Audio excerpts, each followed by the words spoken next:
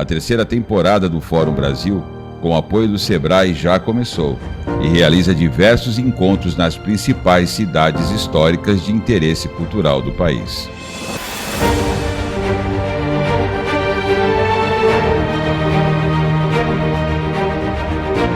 Com o apoio do Governo do Estado, da Prefeitura e da Câmara Municipal, está realizando a Agenda Cidadã para a promoção do turismo histórico-cultural no centro de São Paulo.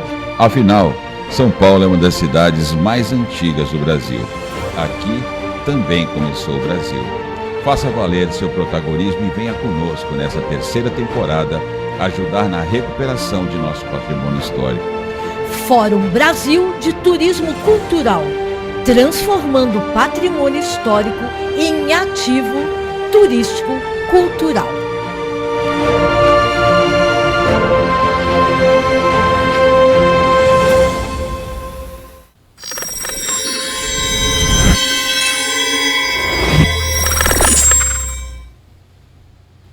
Olá amigos, estamos de volta para mais um Protagonismo Regional em Debate, transmitido todas as segundas-feiras nos canais do Protagonismo Cidadão a partir das 8 horas. O painel dessa semana é o painel Porto, Cidade e Indústria, como todos os meses nós fazemos, e vamos trazer um tema que não é da região, mas é muito importante para a troca de experiências, para a gente saber o que está acontecendo nos outros portos do país. Por essa razão nós vamos falar do cluster de tecnologia naval ou cluster de inovação tecnológica portuária, enfim. Tem vários nomes que eu andei pesquisando na internet e estou tendo a honra de receber o idealizador desse cluster, o atual presidente da Autoridade Portuária da Bahia, o Porto de Salvador, a Codeba, o engenheiro Antônio Gobo. Seja bem-vindo, Gobo. Muito obrigado pela tua participação. Uma agenda extensa aqui na Baixada, né? Mas veio aqui prestigiar o nosso podcast. É um prazer, Sérgio. Um prazer estar aqui. Muito obrigado pelo convite. Mas antes de justiça seja feita, eu não sou o idealizador do cluster tecnológico naval. Na verdade, isso é uma iniciativa que começou lá no Rio de Janeiro, dentro da Marinha, não é? E que foi repercutida depois pelo comando do 2º Distrito Naval na Bahia e que nos convidou para ajudar a estruturação. Tá? Maravilha. Um forte apoiador, né? O Gobo, na verdade, ele é uma figura bastante humilde e a gente sabe que você liderou esse processo lá, então a humildade é uma virtude também, sem dúvida. E está ao seu lado aqui o diretor executivo do cluster. Nós estamos aqui com o comandante Paulo César. Comandante, seja bem-vindo. Muito obrigado, é muito honrado com a sua presença, acompanhando o presidente Gobo aqui nessa agenda na Baixada Santista. Seja bem-vindo. Sérgio, muito obrigado. Fico muito honrado estar aqui contigo, com o pessoal aqui de Santos. É um momento ímpar que a gente tem de divulgar o que a gente está fazendo lá na Bahia e também um momento de aprender. A gente está estruturando o nosso cluster e exemplos positivos, como a gente vê aqui em Santos, servem como alicerce para a gente ir moldando o nosso cluster lá na Bahia. Muito Excelente. Obrigado, tá? Nós estamos honrados.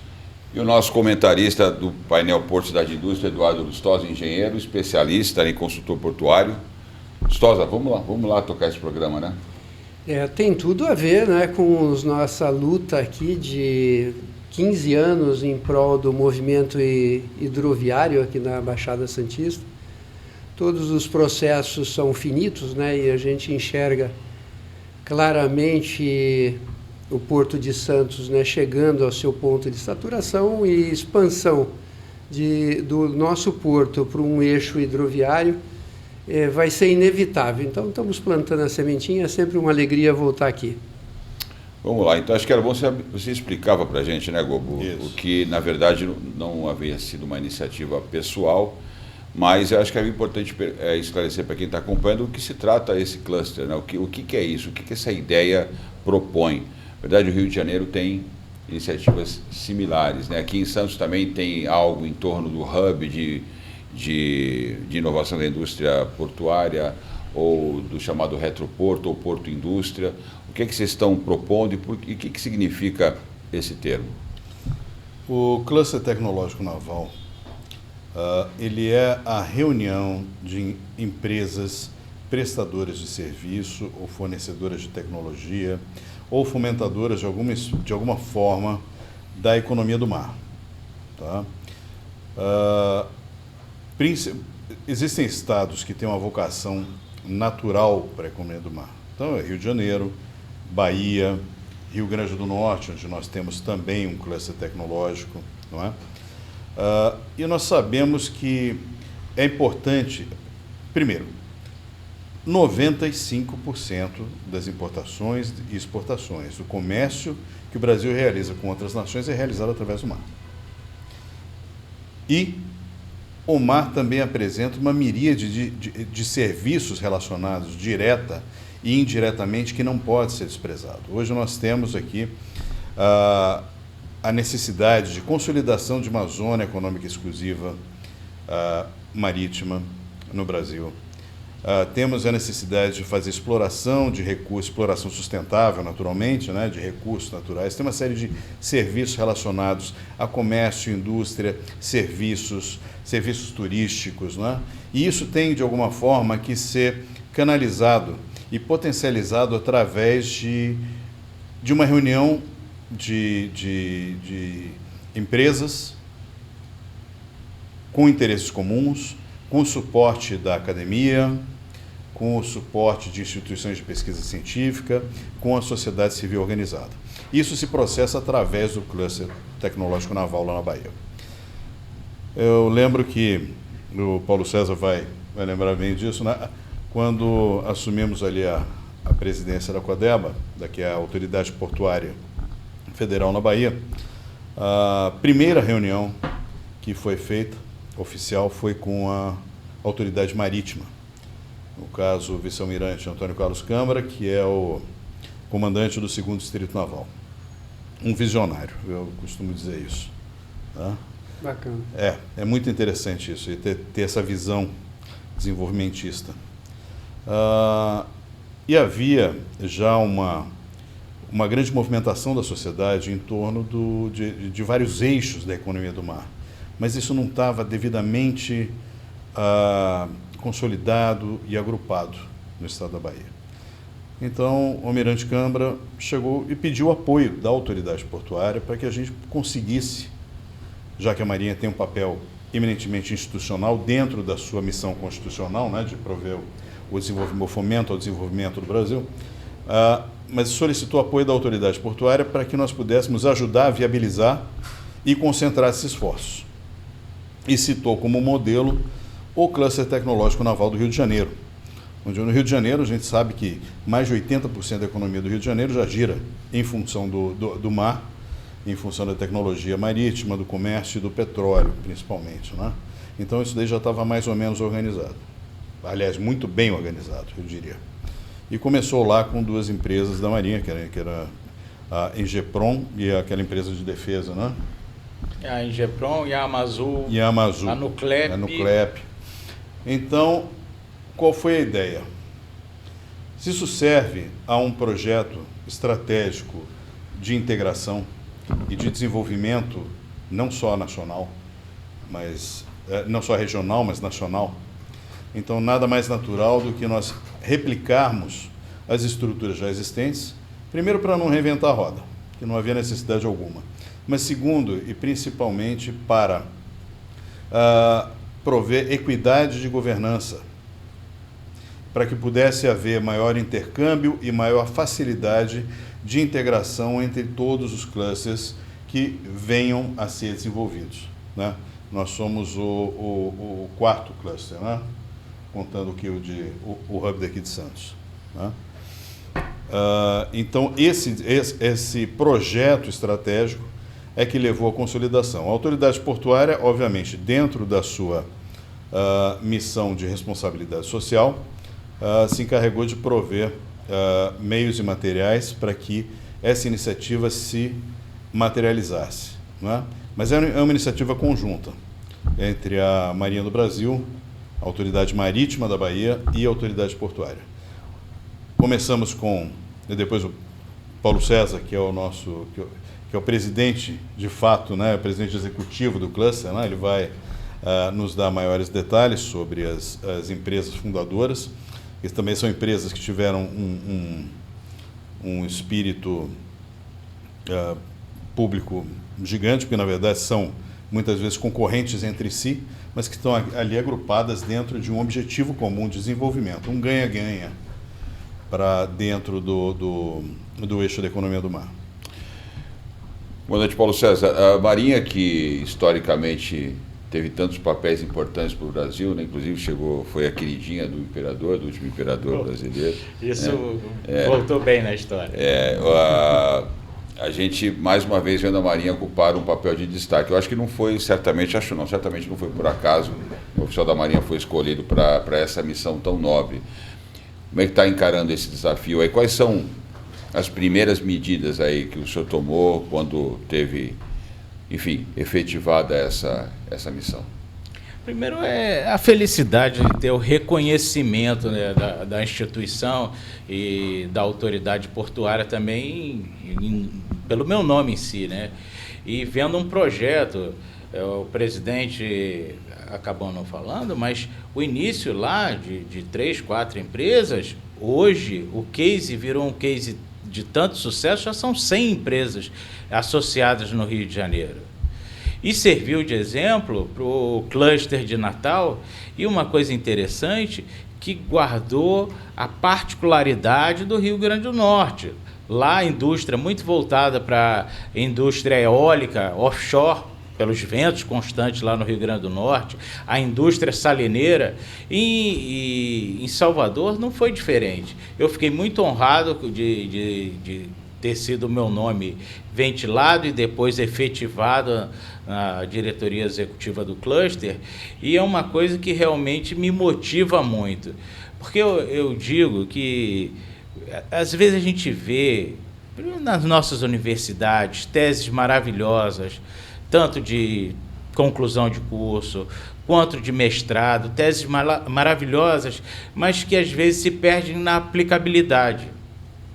E o cluster pode ser um instrumento muito valioso para fazer com que as empresas locais ofereçam as demandas para a universidade. Então, aquele trabalho de pesquisa que às vezes, por mais que seja maravilhoso, acaba não tendo aplicação, passa a ter. A universidade passa a ter também um campo de provas com as empresas que se associaram já ao cluster.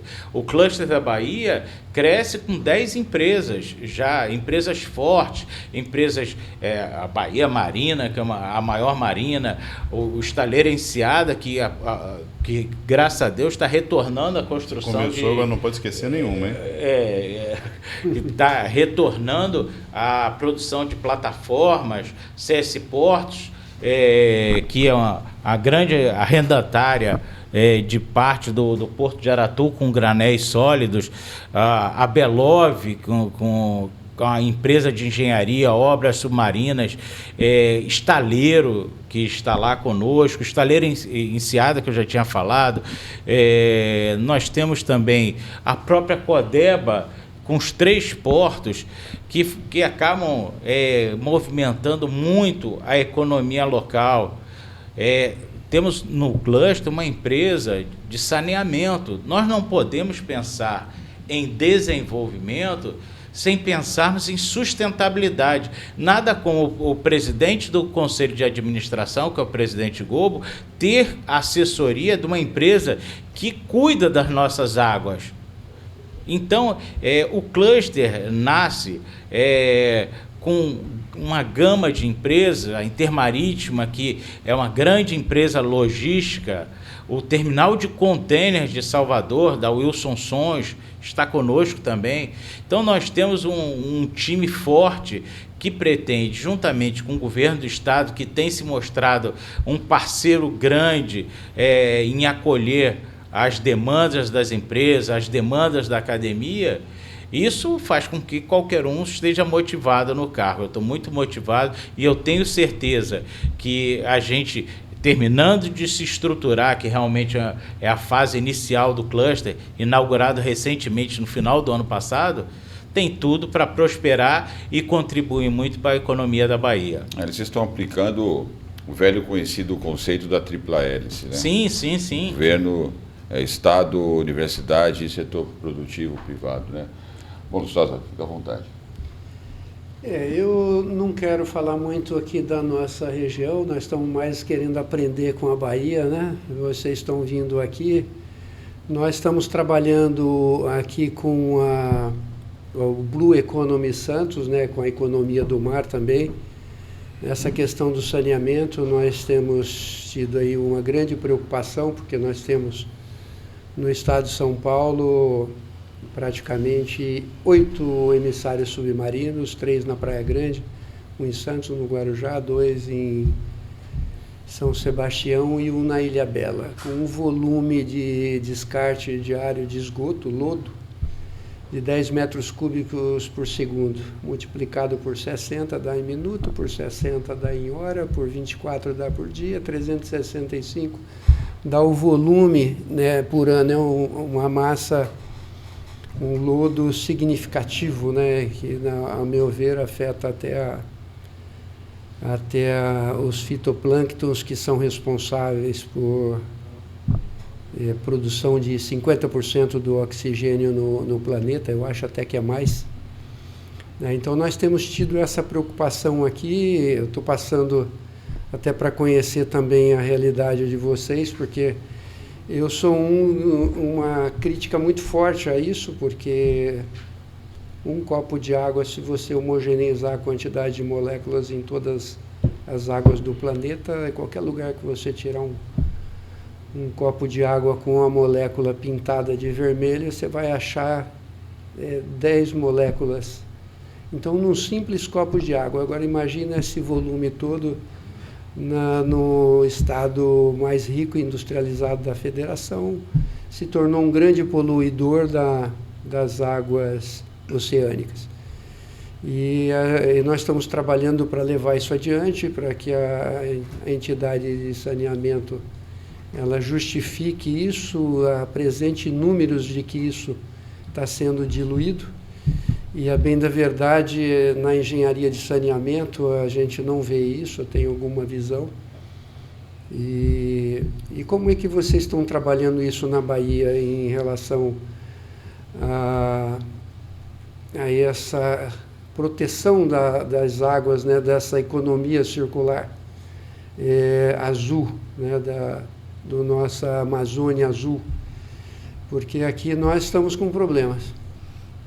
Existem diversas vertentes. Vamos falar então que o cluster ele vai reunir empresas, vai reunir prestadores de serviços interessados em participar dos processos relacionados a essa preocupação ambiental.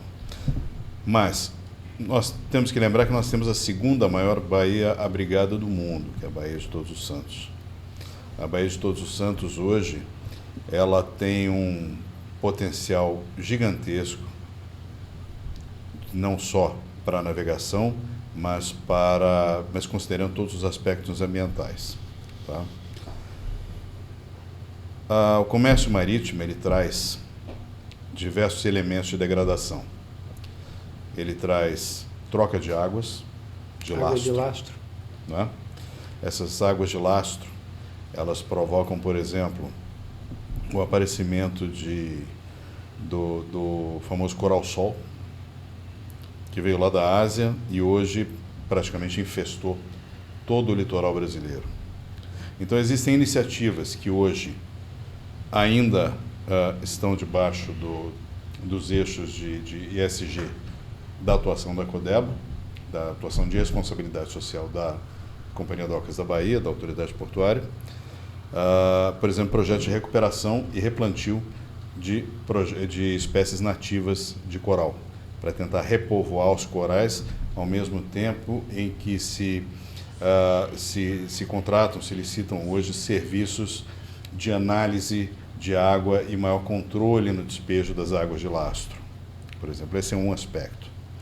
Outro aspecto importante é observar como se comportam as componentes ambientais afetando as comunidades no entorno afetadas pelos portos.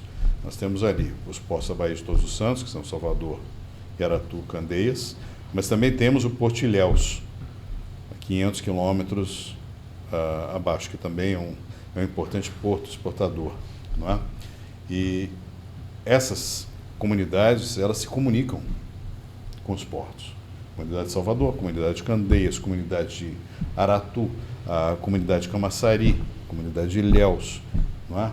Todas elas. Então é importante que haja um esforço conjunto de integração porto-cidade. Tá? Para isso, existem ações. As ações ESG estão sendo, hoje a gente tinha separado, mais ou menos, feito uma separação. As ações de ESG seriam conduzidas mais através da CODERBA e debaixo do manto da Unesco, do selo da Unesco, depois eu vou explicar o porquê. E as ações de desenvolvimento relacionadas mais aos serviços, comércio e indústria ficariam debaixo do PNUD. Então, hoje, o cluster já nasce com uma ação integrada voltada ao PNUD, que vai principalmente ajudar no mapeamento da cadeia produtiva da economia do mar. É importante a gente saber onde começa e onde termina a cadeia produtiva, tá? Para que a gente possa fazer com que os players interajam de forma mais eficiente. E, dentro da política ESG, debaixo da Unesco, a ideia é promover ações de descarbonização, promover a transferência da matriz energética para fontes renováveis, preferencialmente geradas no estado da Bahia, tá? Promover ações de requalificação socioambiental, monitoramento de despejo de efluentes, isso aí a gente já faz, para conseguir certificações azuis, tá? Para os portos. Esse conceito de Green Ports, Green Corridors, é uma realidade. E no futuro, os portos vão poder, os portos certificados como Green Ports, né, como portos verdes, eles vão poder emitir debêntures azuis. Eu costumo dizer, né, Gogo, que eu falei isso em vários programas, a gente tem um painel específico para tratar da questão portuária e a pauta ambiental ela é recorrente aqui. Mas é sempre importante lembrar que o problema ele pode virar solução quando a gente cria soluções sustentáveis, tecnológicas, você gera conhecimento a partir daquilo ali e resolve o problema de maneira sustentável, e sustentável não apenas do ponto de vista ambiental, mas social e econômico, que é o verdadeiro tripé da sustentabilidade.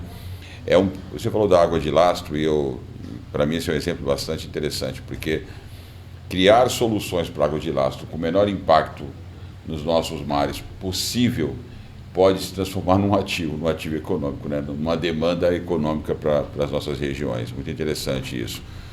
Eu queria só completar, Sérgio, a resposta do presidente Gobo. A estruturação do cluster também levou em consideração uma coisa que eu achei muito interessante, até seguindo os caminhos do Rio de Janeiro. Não são só pensar em as empresas, a academia e o Estado. Existe uma previsão de conselhos consultivos. Eu ia te fazer uma pergunta agora, eu quero aproveitar a sua fala, porque eu ia exatamente colocar quem preparou quem intermediou esse trabalho de agenda com vocês aqui, né? O Santiago Campo, que está acompanhando a gravação aqui conosco, aqui no estúdio. Gloriosa Associação da Associação Náutica da Bahia. É um trabalho muito forte do Santiago, um abraço para ele aqui, perante a nossa audiência, que, de certa forma, ajuda a organizar a comunidade náutica, que é um ativo importante, que é o lado social, né? Ou seja, a própria, a gente chama isso de capital social participando ativamente desse processo. Eu queria que você comentasse isso também. Sim, exatamente o que eu estava colocando. Não adianta a gente pensar que sozinho vai resolver o problema. E, às vezes, a gente nem sabe qual é o problema. Então, é importante que entidades que trabalham já em loco participem. Então, nós temos 2 conselhos consultivos que talvez seja a coisa mais interessante do nosso organograma. Tirando aquela parte toda formal, são os conselhos consultivos empresariais, que aí a gente pega o que a comunidade está pensando. A Associação Comercial da Bahia é um ente muito forte, muito prestativo e competentíssimo. Então, e com 200 anos de história. Nós não podemos nos furtar de um conhecimento tão grande que eles têm. Então, Nós temos um conselho consultivo empresarial com a Federação das Indústrias do Estado da Bahia, com a Associação Comercial, com a Associação Náutica da Bahia, que até Santiago Campos veio conosco aqui para Santos pelo interesse no crescimento da Bahia, mas também temos o outro lado, o técnico-científico, o nosso comitê, que permite que tanto o cluster, na pessoa do presidente do cluster, possa decidir melhor. E aí estão os entes que lidam efetivamente. É a Fundação Bahia Viva, que está fazendo um trabalho maravilhoso na Bahia de preservação não só do meio ambiente, mas também de todas as comunidades que estão ali no entorno da Baía de Todos os Santos. Então, nós temos entes competentes para assessorar. Então, não adianta pensar no crescimento econômico sem, em determinado momento, consultar quem está na ponta da linha, o pescador, a marisqueira, o ente que trabalha com a parte turística. A Baía de Todos os Santos é enorme, tem ilhas maravilhosas. O que falta para que a gente explore ao máximo? Eu talvez não saiba responder, eu vou ter uma opinião, mas quem trabalha sabe. Então, o cluster não se furta em chegar e consultar. A coisa melhor que tem é você, num problema que você está delineando, chegar para a pessoa que trabalha no dia a dia, que lida com aquilo e possa nos ajudar. Então, os programas do cluster são sempre avalizados por um conselho diretor, e esse conselho é assessorado por fundações, por entes que trabalham efetivamente em cada setor. O próprio governo do Estado, fechando com o chefe da Casa Civil, dependendo do tema, vai mandar o secretário que seja correlato àquele tema. Então, são parcerias que a gente está levando em consideração por todo o conhecimento agregado. Isso é muito importante, Gustavo. Tem um outro aspecto que eu acho que pode ser exemplar para vocês na questão do ESG e sustentabilidade, presidente. Principalmente na descarbonização. Esse nosso grupo que está trabalhando com o Blue Economy Santos, nós estamos buscando, junto à Autoridade Portuária de Santos, isso está ainda em estudo, porque eles querem fazer um plano nacional de energia. A bem da verdade, não tem energia para estudo, não tem energia para fazer hidrogênio verde, não tem energia para levar essa descarbonização em si, né? O que nós temos levantado é que os armadores, eles são ótimos nessa visão ambiental, né? E cumprem um rigor bastante interessante. Só que como nós não temos aqui o crédito de carbono comercializável para você monetizar ali, comprar um sanduíche e morder esse sanduíche, a gente não tem essa economia circular azul nem verde, ela ainda viabilizada, materializada, né? Então, agora recentemente o Congresso Nacional, ratificado pelo Presidente da República, final de dezembro agora, ele sancionou um regramento para a economia, para crédito para viabilização do crédito de carbono. Nós temos o PCR, nós temos também o pagamento de serviços ambientais, o PSA viabilizado. Nós temos um INZIM internacional para serviços ambientais. E concluindo, né, tem outras variáveis, né, mas encurtando, nós podemos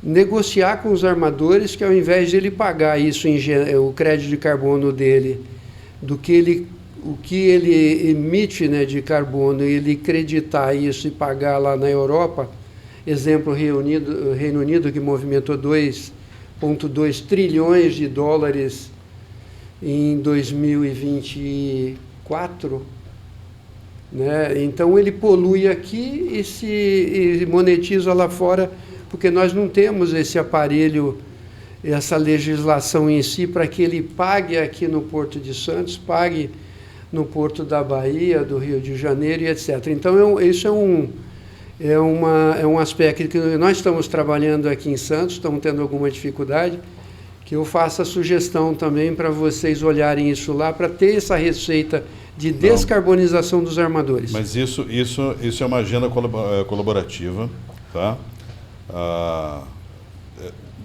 Ali dentro do ambiente do Ministério dos Portos e Aeroportos, brilhantemente conduzido pelo Silvio da Costa Filho, realmente isso é pauta prioritária. Já entrou? Já entrou como pauta. Essa discussão ela vem sendo feita com os presidentes das autoridades portuárias, tá? Nesse ponto, um abraço para o meu amigo Pomini aqui de Santos, aqui na casa dele, né? Nosso amigo. Eu gosto muito dele, tá? E o ministro tem nos dado todo o apoio nesse sentido também. O que acontece? O problema dos green bonds é o mercado secundário. É a falta do mercado secundário da debênture azul. Mas justamente por essa falta de regulamentação. Mas algumas ações já vêm sendo tomadas. A Autoridade Portuária da Bahia se filiou, por exemplo, ao ICLEI, que é a Rede Mundial de Sustentabilidade. Dentro do ICLEI, além dos principais bancos de fomento do mundo, nós temos ali a Green Bond Initiative. A Green Bond Initiative vem lá do Reino Unido e eles estão avançando muito no fomento do mercado secundário das debêntures, para que simplesmente os governos não tenham que ficar casados com essas debêntures, né? Eternamente. Esse aqui é o detalhe. Mas nós não podemos esquecer também que, em paralelo à ação de defesa climática, a todo esse discurso que é mais do que necessário sobre a proteção ambiental, também existe um nicho de mercado específico, em que ações ambientalmente corretas têm melhores condições ou nichos específicos de financiamento no mercado através de determinados fundos. Fundos esses que muitas vezes não são facilmente adquiridos por países ainda com grau especulativo e não com grau de investimento.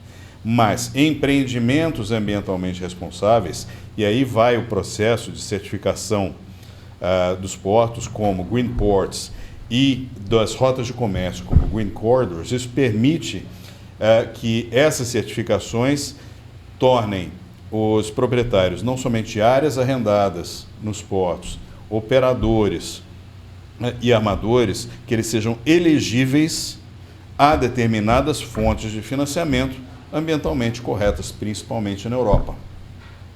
Tá? Essa questão, né, eu ia entrar agora, não vou entrar nessa pauta, quando a gente fala de porto-cidade, os desdobramentos da atividade portuária no dia a dia das pessoas, cidadão comum. A gente procura ter uma linguagem aqui que chega de forma inteligível por quem está acompanhando o nosso debate aqui no podcast. E a criação de um cluster com essa natureza, que tem o propósito de trazer um arranjo produtivo local, né? Ou seja, para impactar a economia, e traz aspectos ambientais como esse que o Lustosa trouxe, eu acho que é um tema importante até para essa rede que vocês estão falando aqui, né, de clusters de inovação, ou clusters industriais, portuários, para soluções de problemas comuns, e esse exemplo que o Lustosa deu é um deles, a criação de um mercado, uma regulamentação, sim, de forma a trazer, e tá na B3, sair do grau especulativo e ir para o grau de investimento. A possibilidade de monetização é muito importante para...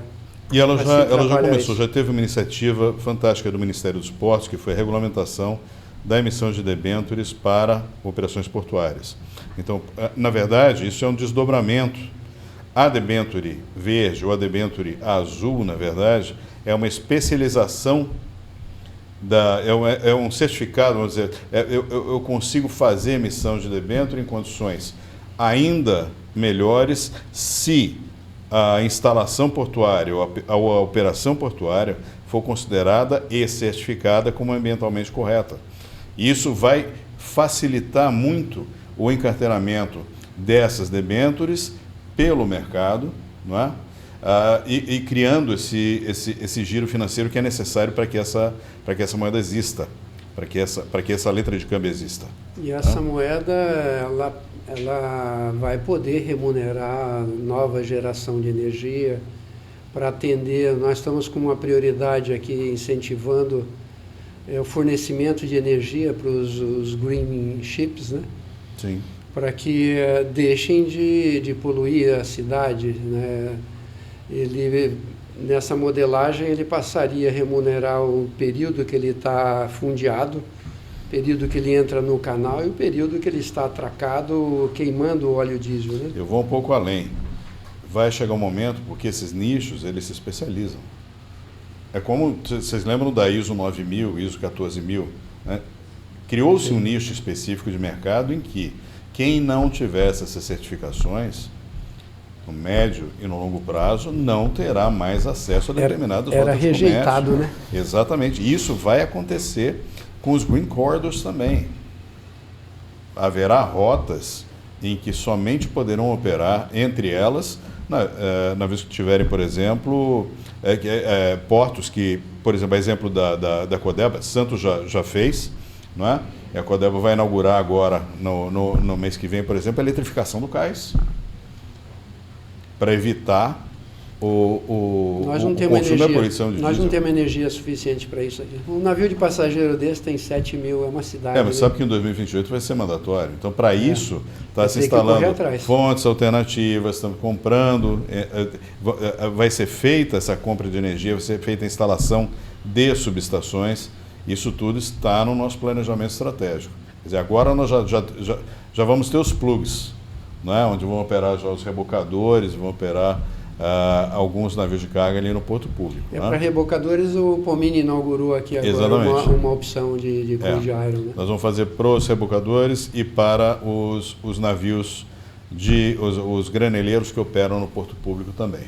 Porque hoje, na verdade, se ligar um navio desse com 5 mil passageiros, 2 mil tripulantes e trabalhadores... Aqui não é uma cidade, aqui é diferente a coisa. Você vai apagar a cidade. Diferente a coisa.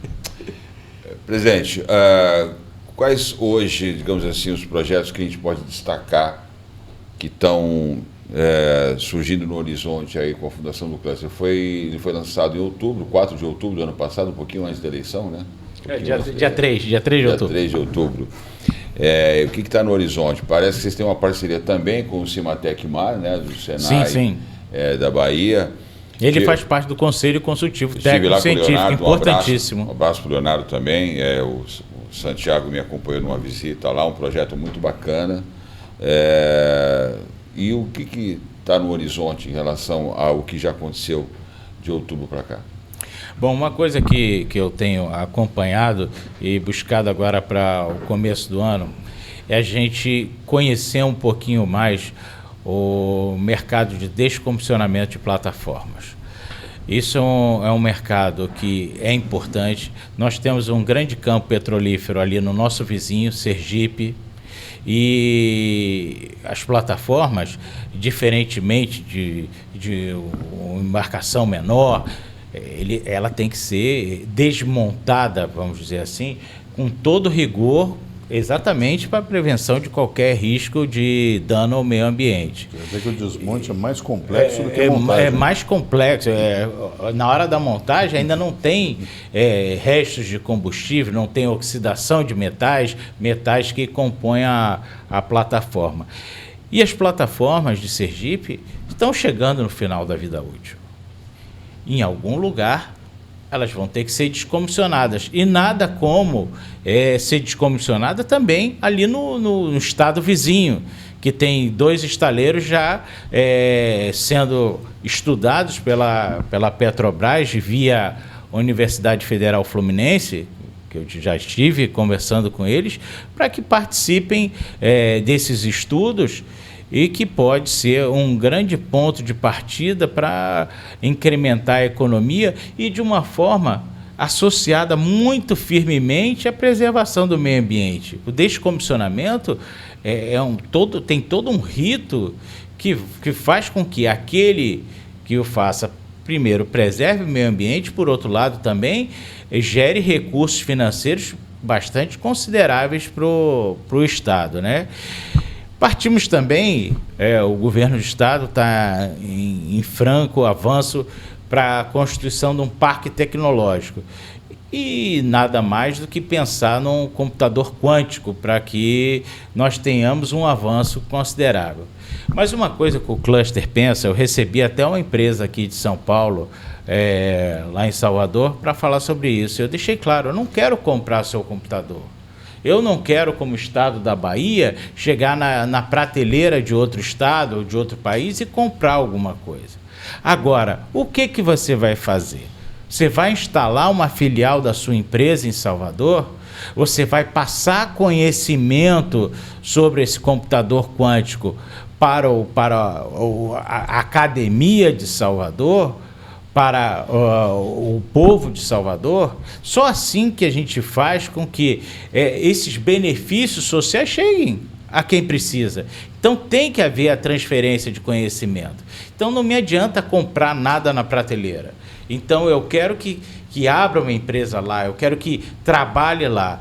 Imediatamente, para você ter ideia, o secretário de Ciência e Tecnologia já falou, eu pago 2 anos para 2 engenheiros meus que estão fazendo mestrado acompanharem a instalação da empresa de vocês. E é isso que eu penso como cluster, trazer empresas para a Bahia de tal forma que a Bahia tenha como elevar o seu desenvolvimento no campo tecnológico, sem se olvidar do meio ambiente, sem se olvidar das pessoas que, por fim, acabam sendo o foco principal do cluster.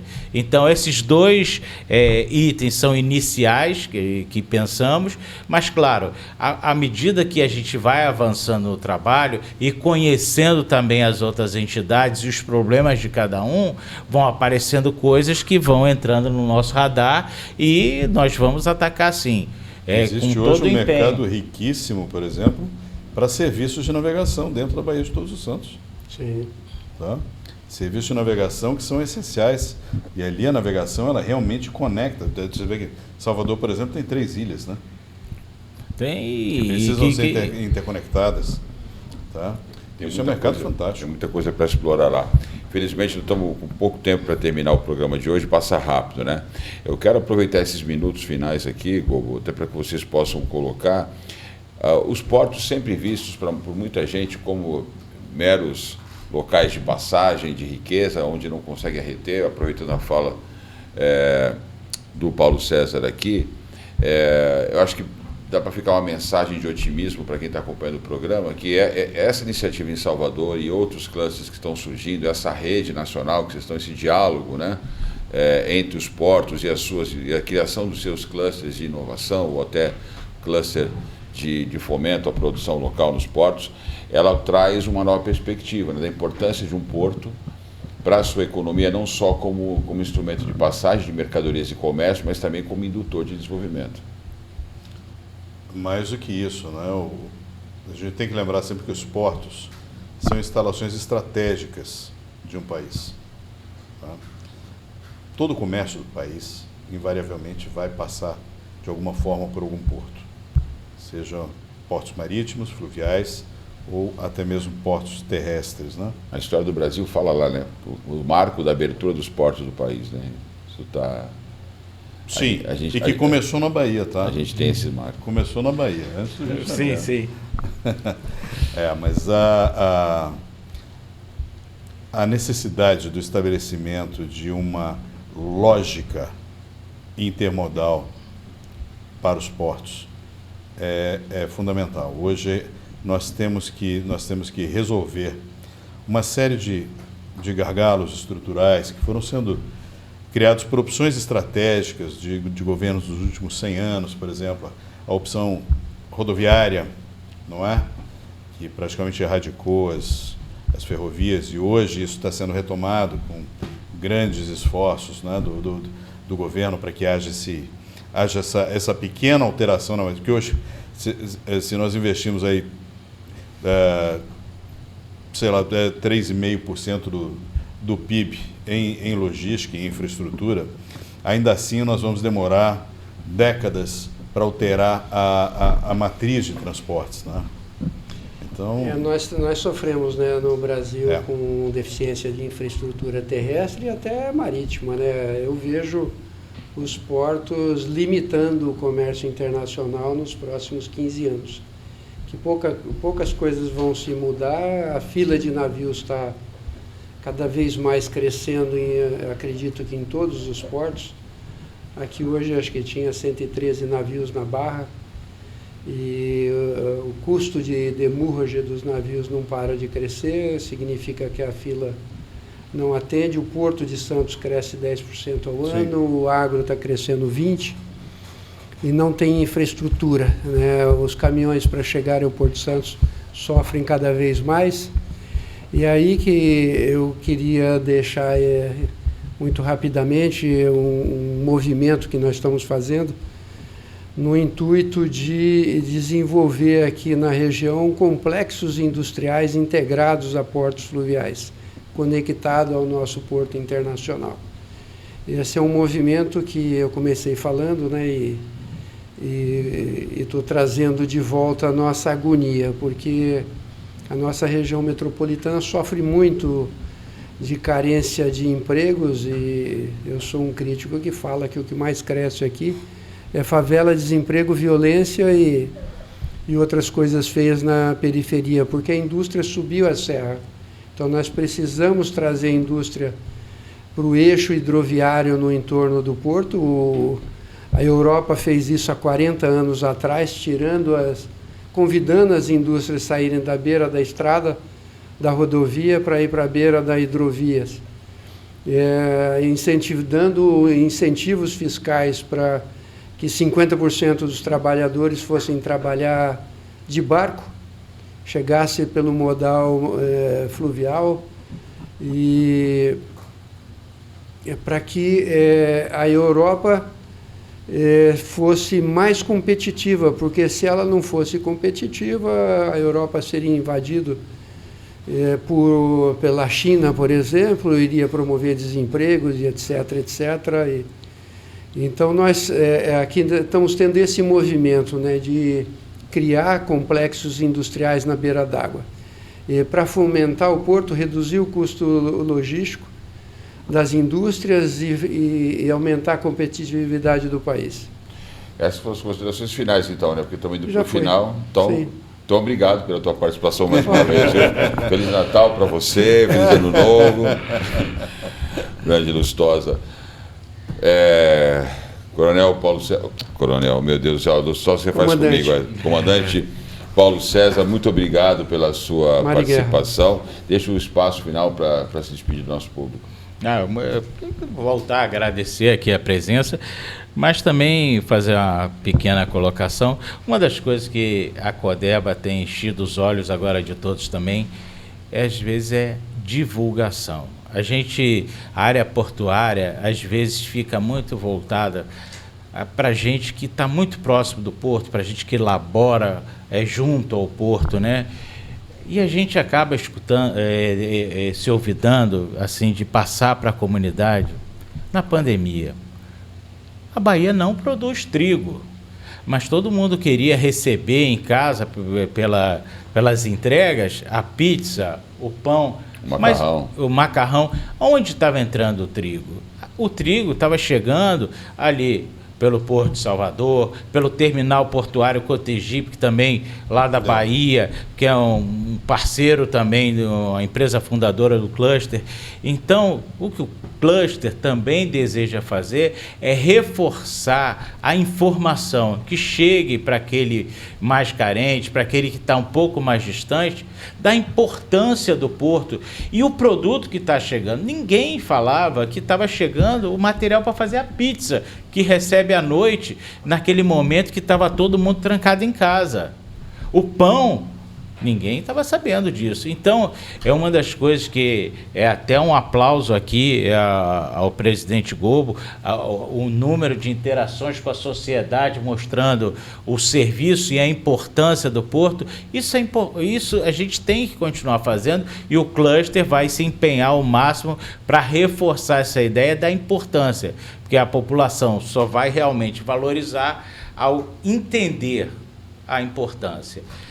Reforço aí meus agradecimentos, e eu sei também do desejo de votos de sucesso ao cluster que já formulou antes para mim, e saiba que eu vou estar trabalhando ali para a Bahia, mas no final das contas é para o Brasil crescer aí como um todo. Muito obrigado. Tem negócio bom aqui para fazer com esse cluster. Com certeza. Mas é isso aí, a sociedade tem que entender o papel dos portos, né, e o que eles estão fazendo. Por isso que nós temos o painel Porto, Cidade e Indústria aqui. Gobo, muito obrigado. Os minutos finais para você poder se despedir do nosso público. Não, eu só tenho agradecimentos para você, Sérgio. Muito obrigado pela oportunidade, muito obrigado por essa oportunidade de intercâmbio. Isso é o mais importante. Tá? O nosso Porto de Salvador e Porto da Bahia, os portos da Bahia estão muito bem representados por você aqui, uma figura muito dinâmica e um grande líder, né? E obrigado a você que nos acompanhou em mais uma jornada do Protagonismo Regional em Debate, transmitido todas as segundas-feiras nos canais do Protagonismo Cidadão. E você sabe que no Protagonismo Cidadão é assim, aqui o governo é você. Até a próxima semana.